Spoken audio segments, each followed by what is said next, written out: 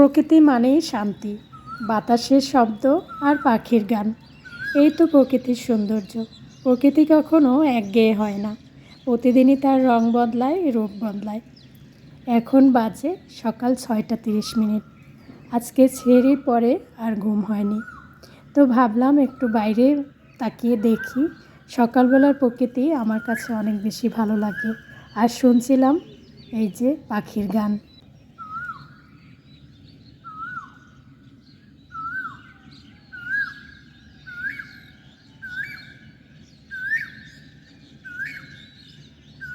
কোকিলের কুহু কুহু ডাক শুনতে দারুণ লাগছে। সৃষ্টিকর্তার কি অপূর্ব সৃষ্টি, তাই না? তবে একটা সময় কোকিলটা অনেক বেশি অস্থির হয়ে ডাকছিল, আমার কাছে তো তাই মনে হলো। ঘরে ফিরে আসছি, বারান্দা অনেকটা সময় দাঁড়িয়েছিলাম। সকালের প্রকৃতি দেখতে আমার কাছে অনেক বেশি ভালো লাগে। এখনও সকাল সকাল চারিদিকে শুধু কুয়াশা আর কুয়াশায় ঢাকা থাকে। আজকে তো সকালে তো অনেক বেশি কুয়াশা দেখলাম চারিদিকে। আজকে যেহেতু সেহরির পরে ঘুম হয়নি, ভাবছি ঘরের কাজগুলো একটু গুছিয়ে রাখি, এতে করে আমার জন্য একটু সুবিধা হবে। আসসালামু আলাইকুম, সবাইকে স্বাগত জানাই আজকের ভিডিওতে। কেমন আছেন সবাই? আশা করছি যে যেখান থেকে দেখছেন সবাই ভালো আছেন, সুস্থ আছেন এবং নিরাপদে আছেন। আলহামদুলিল্লাহ, আমিও ভালো আছি আল্লাহর রহমতে, আপনাদের সবার দোয়া ভালোবাসায়। সকাল সকাল যদি ঘরের কাজগুলো গুছিয়ে নেওয়া যায় তাহলে কিন্তু অনেকটা সুবিধা হয়।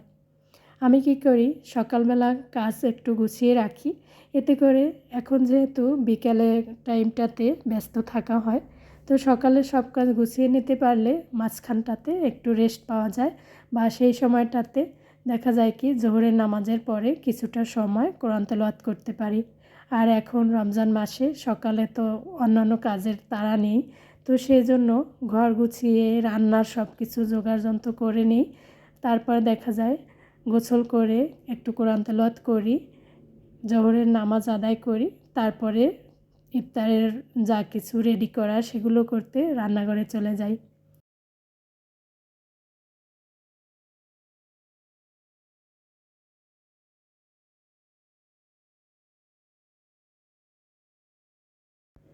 এই রমজান মাসে সকালবেলাটা অনেক বেশি ভালো লাগে, তেমন কোনো তাড়াহুড়া নেই, তাই না?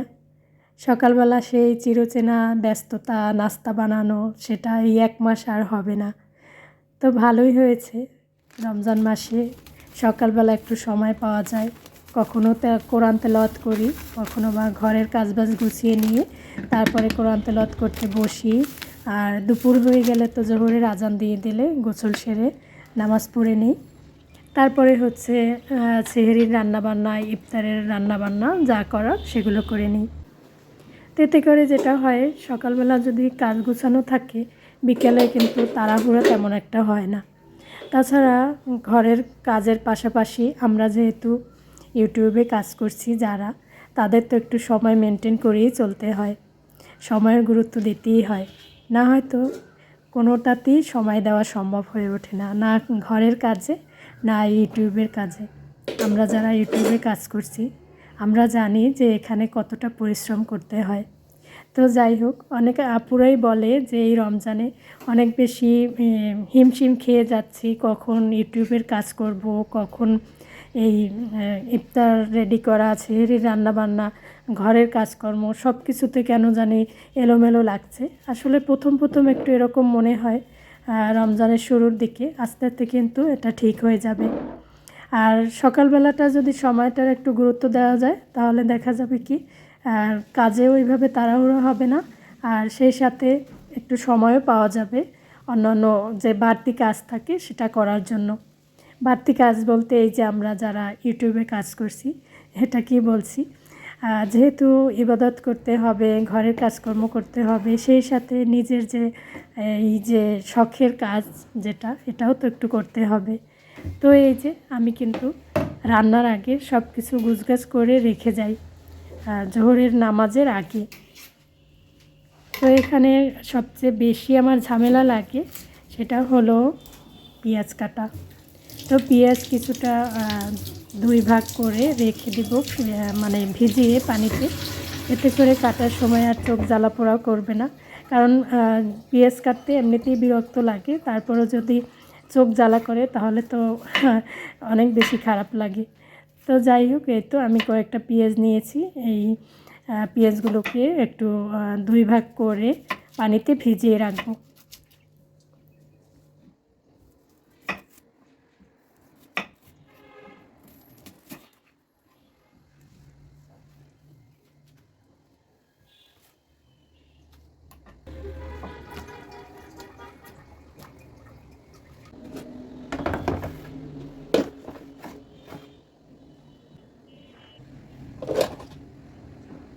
ফ্রিজ থেকে মশলাপাতি বের করে নিয়েছি, আর সেই সাথে এই বাটির মধ্যে বেসন গোলানো এগুলোও আছে। আগের দিন কিছু থাকলে সেটা আমি এইভাবে বাটিতে করে ফ্রিজে রেখে দিই, পরের দিন আবার কাজে লাগাই।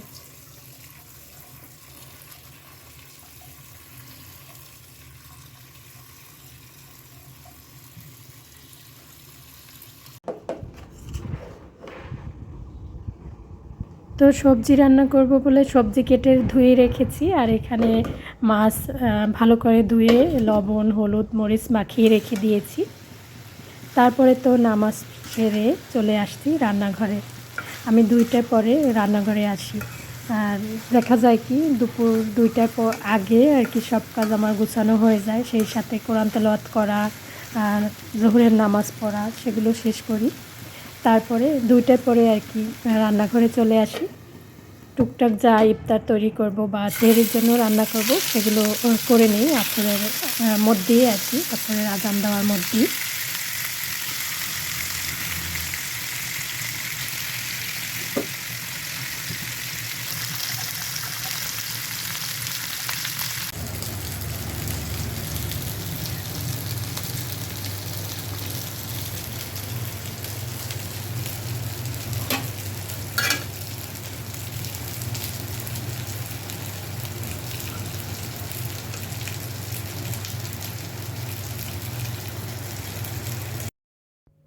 এই তো এই পাশে দই চুলায় দই রান্না বসিয়ে দিয়েছি।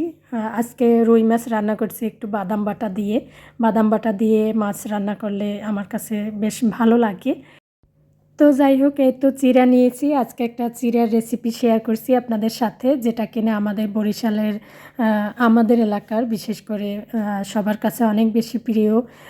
বিশেষ করে আগেরকার দিনের মুরব্বীরা অনেক বেশি পছন্দ করে এই খাবারটা। চিড়া ধুয়ে ভিজিয়ে রেখেছিলাম, মানে চিড়াটা আসলে ধুয়ে রাখলেই হয়, ভিজানোর দরকার হয় না। তো এর মধ্যে দিয়ে দিয়েছি নারকেল কোরানো, আর দিব হচ্ছে আখের গুড়, আর সেই সাথে দিব একটু আদা বাটা আর স্বাদমতো লবণ এবং সামান্য পরিমাণে পানি। তো এইটা দিয়ে আর কি চিড়াটা মাখিয়ে রাখবো। এইভাবে চিড়া মাখা আমাদের এলাকার মানুষের কাছে অনেক বেশি প্রিয়। আমি তো ছোটোবেলা থেকে দেখে আসছি, আমার আব্বা অনেক বেশি পছন্দ করতেন এই খাবারটা। তো এই ধরনের খাবারগুলো এখন আর ওইভাবে তেমন একটা কিন্তু খাওয়া হয় না। এখনকার মানুষ আসলে অনেক বেশি মানে দেখা যায় কি শর্টকাট খাবার দাবার খেতেই পছন্দ করে। একটু চিড়ার সাথে দই নিয়ে সাথে 2-3টা মানে ফ্রুটস কেটে নিয়ে এভাবে ডেজার্ট তৈরি করে খাওয়া হয়। তো এই যে এই চিড়া মাখাটা বিশেষ করে এটার মধ্যে একটু আদা বাটা দেওয়া হয়, লবণ, তারপরে হচ্ছে আখের গুড়ের যে একটা ঘ্রাণ অন্যরকম ভালো লাগে। তো ছোটোবেলায় অনেক খেয়েছি এই চিড়া মাখাটা, এখন খুব একটা খাওয়া হয় না। আজকে ভাবলাম যে এই চিড়া মাখাটা একটু করি। আমার ছেলে মেয়ে তো বলে এটা কী ধরনের খাবার, আবার তবে খাওয়ার পরে কিন্তু ওরা অনেক বেশি পছন্দ করেছে যে না, খাবারটা বেশ ভালোই লাগে, একটু আদার গন্ধ সব কিছু মিলিয়ে অন্যরকম ভালো লাগে আর কি। তো এর সাথে কিন্তু আবার মুড়িও দেওয়া যায়, মুড়িগুলোকে একটু পানিতে ধুয়ে এর মধ্যে নিয়ে আর কি খাওয়ার সময় নিয়ে খেলে অনেক বেশি ভালো লাগে। তো আমি অন্য একটা চিড়ার ডেজার্টও করি, সেটাও একদম খুব সহজ। দেখা যায় কি চিড়ার আইটেম মাঝে মাঝে রাখলে চিড়াটা খেলে পেট ঠান্ডা থাকে, ভালো লাগে এই রমজানে। তো খুব বেশি একটা চিড়া খাওয়া হয় না প্রতিদিন, মাঝে মাঝে 2-1 দিন যদি খাওয়া হয় তখন এইভাবে এক এক দিন এক এক রকম করে করা হয়। দই চিড়া, তারপরে হচ্ছে চিড়ার সাথে একটু 2-3 পদের ফল, দুধ, এগুলো মিশিয়ে একটা ডেজার্ট তৈরি করি। তো শেয়ার করব ইনশাল্লাহ পরবর্তীতে। আর এই যে পুডিংটা তো আমার বাসায় প্রায়ই করা হয়, এর আগের ভিডিওতেও শেয়ার করেছিলাম। পুডিং খেতে আমার বাচ্চারা অনেক বেশি পছন্দ করে, তাই পুডিং বানিয়েছিলাম আজকেও। তো তারপরে মাগরিবের নামাজের পরে একটু ফল দিয়ে একটা জুস বানিয়ে নিচ্ছি। তো এখানে 2-3 পদের ফল আছে, সেই সাথে দিয়েছি গাজর। তো পানি দিয়ে একটু ব্লেন্ড করে নিব। এর সাথে কিন্তু কোনো চিনি, মিষ্টি কিছুই অ্যাড করব না।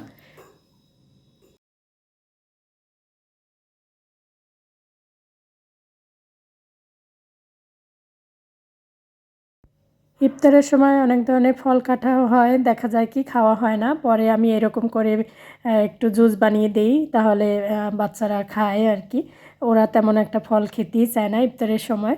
তো যাই হোক, এরকম একটা ফলের জুস কিন্তু ভালোই লাগে ইফতারের পরে আর কি, মাগরিবের নামাজের পরে।